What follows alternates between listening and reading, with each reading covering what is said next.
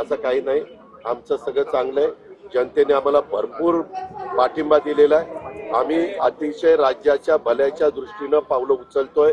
अर्थसंकल्पामध्ये देखील केंद्राने काय आम्हाला दिलेलं आहे त्याचाही परवा कॅबिनेटला दादांना आठवत असेल सगळं प्रेझेंटेशन झालेलं आहे.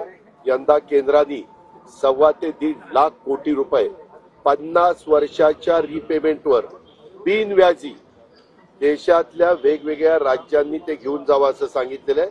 त्याच्यात जास्तीत जास्त निधी आणायचा मुख्यमंत्र्यांच्या नेतृत्वाखाली महायुतीच्या सरकारचा प्रयत्न आहे. की लोकांना सेक्रेटरी लोकांना ते काम दिलेलं आहे.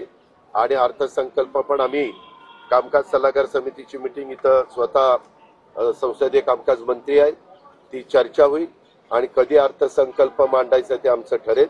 3 ला आमचं अधिवेशन आहे, त्यावेळेस आम्ही शेवटच्या पुरवणी मागण्या या वर्षातल्या मांडू, त्या मंजूर करून घेऊ, विनियोजन बिल मंजूर करून घेऊ आणि त्याच्यानंतर आपल्या राज्याचा चांगला अशा प्रकारचा अर्थसंकल्प राज्याला विकासाच्या दिशेने नेणारा आम्ही मांडू.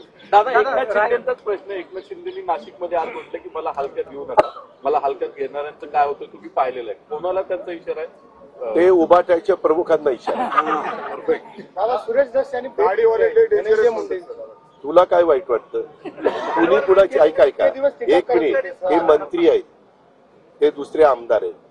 आपल्या मध्ये यशवंतराव चव्हाण साहेबांनी आपल्याला शिकवलेलं आहे सुसंस्कृतपणा, समजलं. आणि त्यामध्ये जरी आम्ही आता माग आम्ही दादा एकमेकाच्या विरोधात होतो, परंतु आम्ही भेटायचो, बोलायचो. आमची काही दुश्मनी नाहीये. आमची विचारधारा त्यावेळेस वेगळी होती, आज आमची विचारधारा जुळलेली आहे आणि त्या पद्धतीने आम्ही पुढे चाललेलो आहे. त्याच्यामुळं त्यांचे पूर्वीपासूनचे संबंध आहेत.